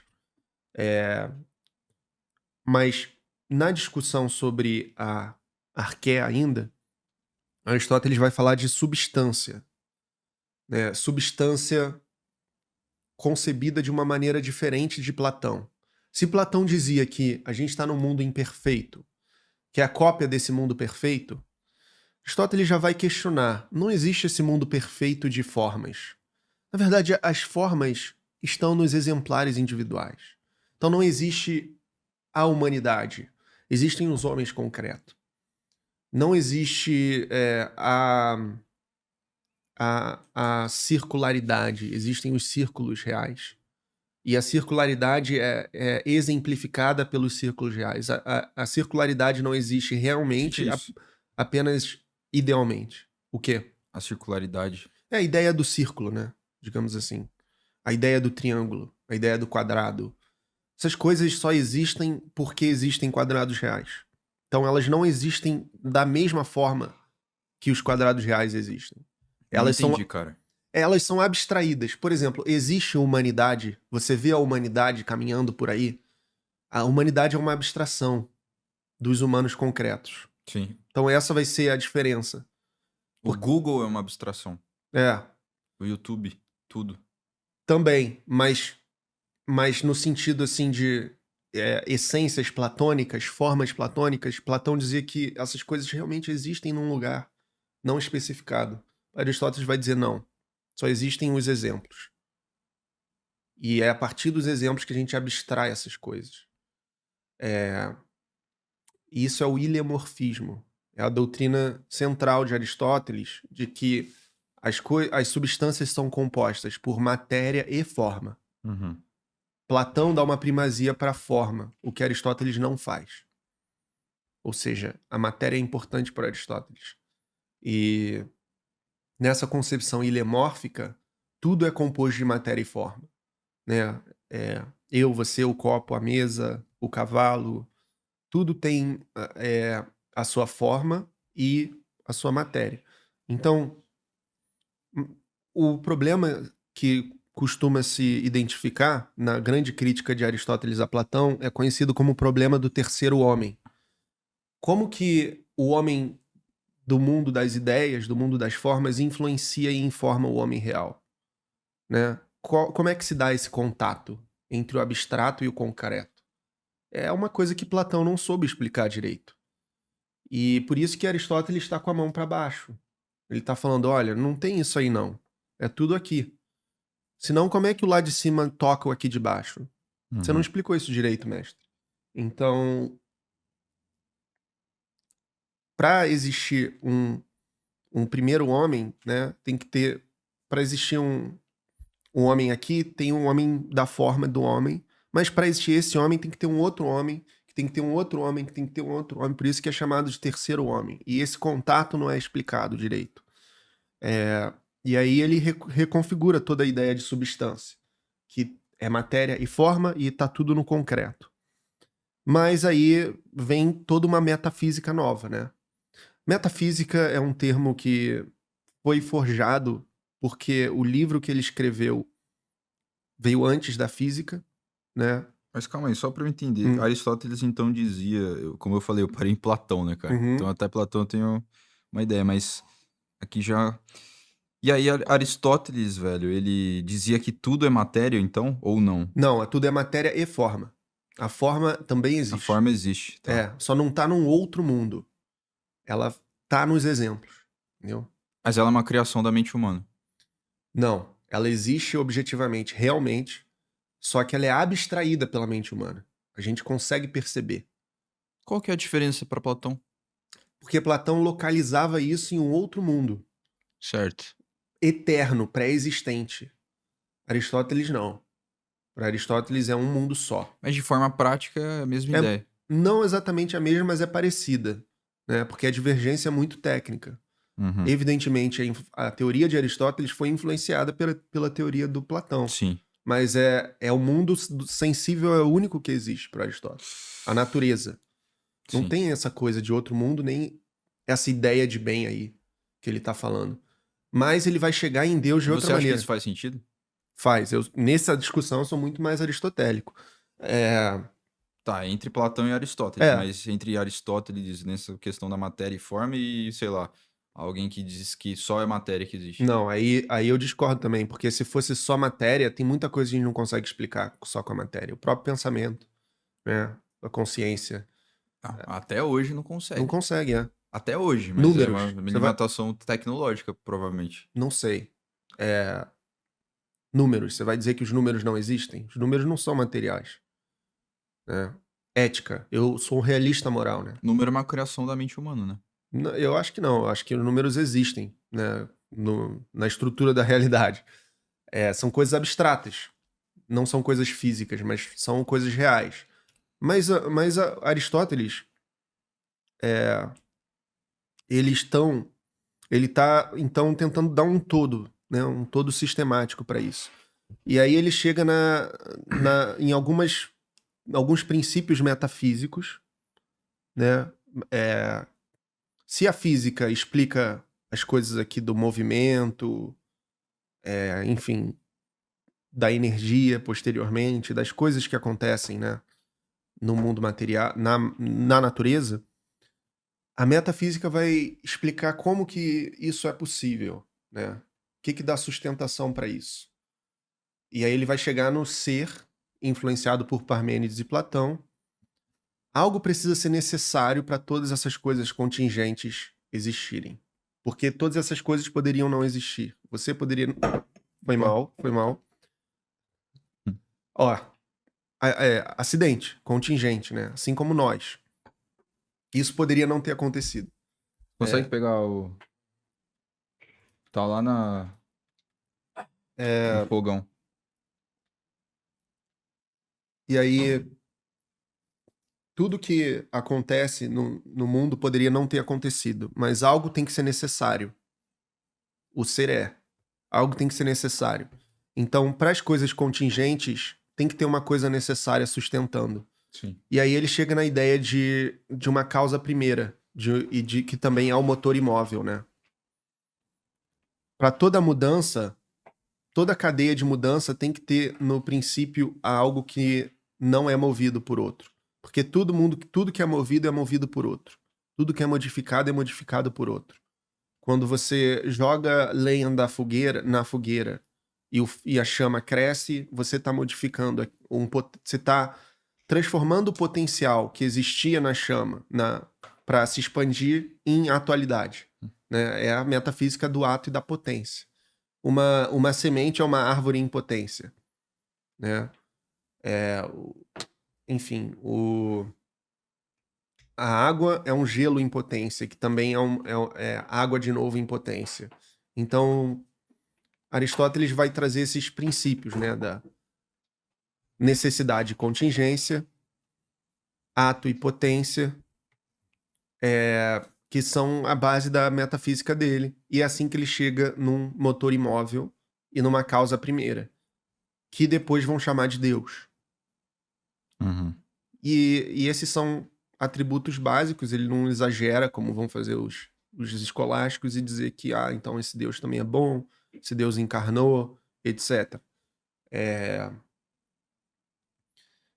E com isso ele vai explicar tudo, né? E aí tem a lógica, né, o princípio da não contradição, algo não pode ser e não ser ao mesmo tempo, né? O princípio do terceiro excluído, né? Ou é verdade ou é falso, não tem uma terceira opção. Então ele vai delineando a lógica, o silogismo, que é você fazer deduções de duas premissas, pelo menos. Sim. Todos os homens são mortais. Sócrates é homem, logo, Sócrates é mortal. Sim. Então isso é básico, é base da lógica tradicional. Veio aqui uma vez um convidado e ele disse que o próprio silogismo ele atrapalhou o avanço científico. O que você acha sobre isso? Eu não sei do que ele tá falando. De que foi principalmente pela parte ali, né,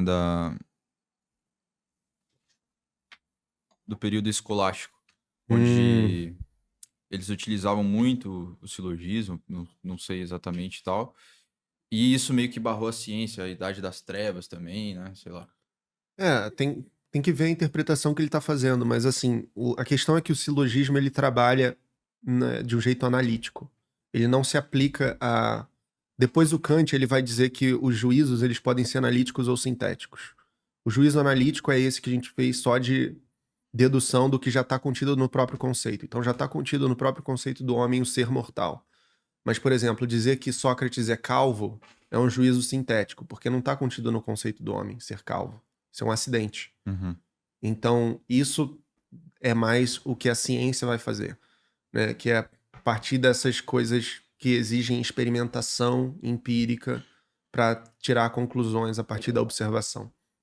E talvez por isso ele disse isso, que o silogismo atrapalhou, porque ele fica só na parte analítica. Legal. E aí a gente tem as 4 causas, né? Exato. Ele vai ter uma teoria das 4 causas. Tudo tem 4 causas. A causa formal, a causa material, a causa eficiente e a causa final. E eu vou explicar o que vai acontecer com elas na história da filosofia. Causa formal é o que a gente veio falando de essência, de substância. Causa formal do homem é o animal racional. É uma maneira de colocar, né? Causa formal do copo, né? É uma estrutura que porta líquidos, né? Enfim, causa formal do livro, né? Como esse aqui que é o meu, que é algo que compõe, né? Que comporta conhecimento através da linguagem, né? Escrita. Tudo tem essa causa formal e a causa material. Qual é a causa material? Aqui no caso é papel. Aqui no caso é vidro. Aqui no caso é uma complexidade de átomos, né? Substância. De substâncias nesse sentido científico, não aristotélico. Enfim, vocês entenderam, componentes físico-químicos, Elementos biológicos. químicos. Isso é só a causa material. E qual é a causa eficiente do livro? Eu escrevi o livro. Qual é a causa eficiente do copo? O artesão que fez o copo.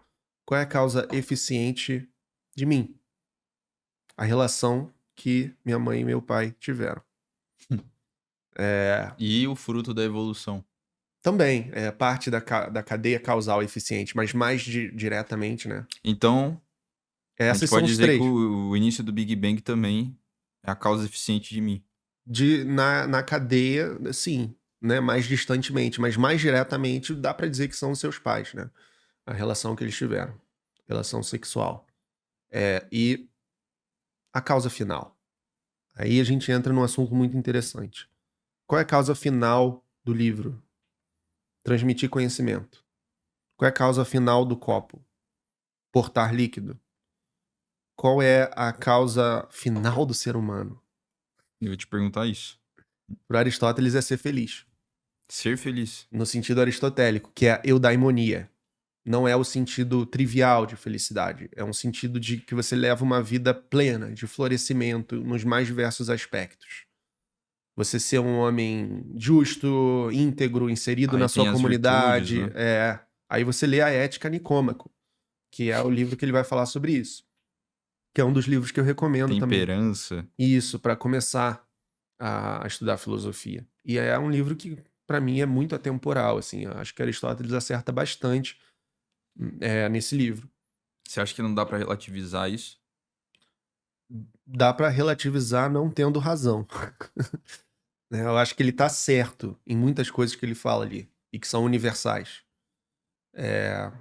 Porque, veja, ele vai distinguir entre bens, entre coisas que são fins em si mesmas e coisas que são fins para obter outros fins, né? Então, você pode dizer que você ter uma conta no Instagram, por exemplo, é um bem para você alcançar outros fins, né?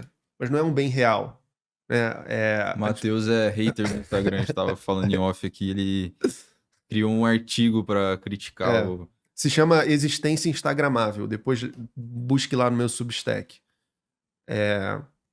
Mas então, o fim... Tem coisas que são fins em si mesmas e coisas que são fins... que são meios para outros fins, né? O fim em si mesmo é a eudaimonia, né? Eventualmente. Tudo o resto, você ter a temperança, você ter...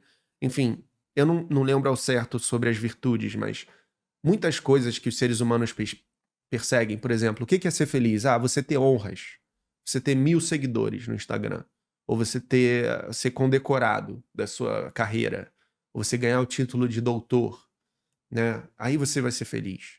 Ou você ter status, você ter uma mulher muito linda do seu lado, né? Uma família. Até de ter e ânsia de possuir, né? É. Então, isso é o que várias pessoas, a maioria das pessoas perseguem, mas Aristóteles vai falar. Isso não é o fim em si mesmo, isso é um meio para um outro fim, para a felicidade, para a eudaimonia. Mas aí Aristóteles vai dizer então que devemos perseguir a eudaimonia. E isso seria, me corrija se eu estiver errado, mas, pô, o seu propósito perante o cosmos, sei lá, uma coisa. É. Uma coisa, então, quer dizer, o seu, se tornar um filósofo, disseminar conhecimento. Sim, mas não só isso, está também inserido na comunidade, ter Mas o que que relacionamentos estáveis. E o que isso muda em relação a ter 1000 seguidores no Instagram? É tão É porque essa é uma parte. abstrato quanto, entende? Mas é mais completo e mais real, né? A questão lá do ter 1000 seguidores ou ter um título, ser condecorado, é uma coisa muito específica e limitada, né? Do seu ponto de vista. E se para uma pessoa a eudaimonia dela seria Mas não 1000 vai ser, seguidores no Instagram? porque depende da natureza. Ela, pro Aristóteles, ela é humana, então ela tá circunscrita nessa natureza. Ela vai sofrer com isso, ela vai sentir falta de outros aspectos, né? Não é como se ela pudesse recriar-se metafisicamente com outra natureza, né? Eu sou voltado pro fim Instagram, não. Ela ainda vai ser uma pessoa eudaimônica. Sim. Cara, eu adoro falar sobre esse tema. Eu ficaria meia hora aqui falando contigo. O sentido da vida pra ele é esse, é você ter uma vida ser humana plena, você ter um propósito, se dedicar a algo que é maior que você e que te traz satisfação e impacta os outros. É você estar inserido numa comunidade, ser um ser social, é você ser um ser honesto, é você ser uma pessoa íntegra e ser uma pessoa ativa e saudável, física e intelectualmente. Essa é a felicidade para Aristóteles. Acabou, sabe? Talvez ele tenha mesmo descoberto o É o sentido da básico, vida. né? Básico bem feito. Talvez ele tenha descoberto o sentido da vida lá atrás. E desde então a gente só tenha se confundido. Talvez não. Mas aí é forçar a barra também, né, cara? Talvez não, porque é difícil de provar essas coisas, né? Mas ele tem um bom caso. É um caso muito empírico, assim, de pessoas felizes, sabe? Em níveis de bem-estar e tal. Essa é a parte da ética, né? É parte da. Mas é isso. Muitas pessoas perseguem honra, perseguem prazeres. Ou então não, são os prazeres que levam. Mas Ato e potência estaria relacionado a eudaimonia ou não? tá tudo relacionado em Aristóteles. Em potência você tem a capacidade de ser um ser feliz, de ser um homem maduro, que você ainda não é em ato, né? Mas mediante a experiência e o seu desenvolvimento, você transforma essa potência em ato, né? E essa é a tarefa da vida para Aristóteles. Para Aristóteles só dá para ser feliz quando você é maduro. Quando o quê? Você é maduro. Você não alcança a eudaimonia na juventude. Dificilmente. Você precisa de experiência, você precisa de conhecimento, você precisa de aprendizados na vida. Sim, e faz muito sentido, né? Muito. Eu não consigo ver pessoas jovens que têm esse sentimento eudaimônico, né? Você geralmente vê uma felicidade mais hedonista. Superficial, acho que é os prazeres. E se você lê a Ética Nicômaco, é exatamente isso que ele fala. É muito atemporal. Você pega... As pessoas acham que ou é os prazeres que vai trazer o propósito, a satisfação, ou são as honras. Não é nada disso. É eudaimonia, que envolve uma parcela de prazeres, que envolve uma parcela de honra. Mas não é cada uma dessas coisas separadas que vai garantir isso sozinho. E se você perseguir uma dessas coisas só com hiperfoco, você vai se dar mal, né? Essa é a grande lição. E ele não apresenta um caminho, eu imagino. Faça isso para você encontrar o seu sentido daimônico. Ele só apresenta a tese, assim. Ele apresenta a visão geral, né? A teoria. Mas de certa forma, o primeiro livro de autoajuda já escrito. Porque não deixa de ser também um livro de como ser feliz, né? Sim. E talvez seja o melhor ainda. Isso tudo na Ética Nicômaco? Tudo na Ética Nicômaco, que é um dos filhos dele, né? Que ele escreveu para Nicômaco. Ah, É, interessante. e, e tem um vídeo no meu canal que é Ética Nicômaco, Aristóteles descobriu como viver. Assista esse vídeo. Eu, inclusive, gravo uma parte na Grécia, lá no Liceu de Aristóteles, onde ele ensinou. E eu falo em mais detalhes sobre esse livro. É um vídeo de meia hora, assim, para você ter uma boa noção da Ética Nicômaco. Boa. Tem mais alguma coisa de Aristóteles, cara? Muito, mas não assim do 80-20, né? Do do mais importante. como a gente tem muita coisa ainda para falar, eu acho que esse foi o mais influente, assim. Show. E aí, o que acontece? A gente tem a Grécia sofre uma mudança histórica, né, contextual muito grande, que ela é conquistada pela Macedônia, Filipe e Alexandre, né? E eles miscigenam os gregos que se achavam superiores, né, com outros povos ali. E aí a redenção do grego, que era na polis, nessa sociedade de esplendor democrático, ela passa a se refugiar para a alma. Para assim, o grego ele passa a se interiorizar, né? Então ele fala, eu tô vivendo dominado, mas eu vou ser feliz sozinho. Aí começam a surgir escolas helenísticas desse período de domínio macedônio, que são estoicismo, epicurismo, cinismo, ceticismo, ecletismo, né? Essas escolas vão brotar aí. E elas vão absorver influências de Platão, de Aristóteles e dos pré-socráticos. Assim como influências orientais também. Uhum. Os estoicos se destacam em popularidade. Até hoje, né? Não à toa. Eu acho que os estoicos, eles são muito úteis, assim, principalmente para pessoas que estão passando por dificuldades na vida. Olha só, a gente chegou aqui ao final da parte 1 desse episódio. Foram mais de 4 horas e meia explicando toda a história da filosofia, um assunto muito bem detalhado, explicado de forma didática, muito bem feito aí pelo Matheus. Agora, daqui para frente, a outra parte vai estar disponível apenas para os membros aqui do canal. Então, se você não é membro, eu te convido aí a virar membro aqui do canal. Você vai ter diversos benefícios, como, por exemplo, enviar perguntas para convidados.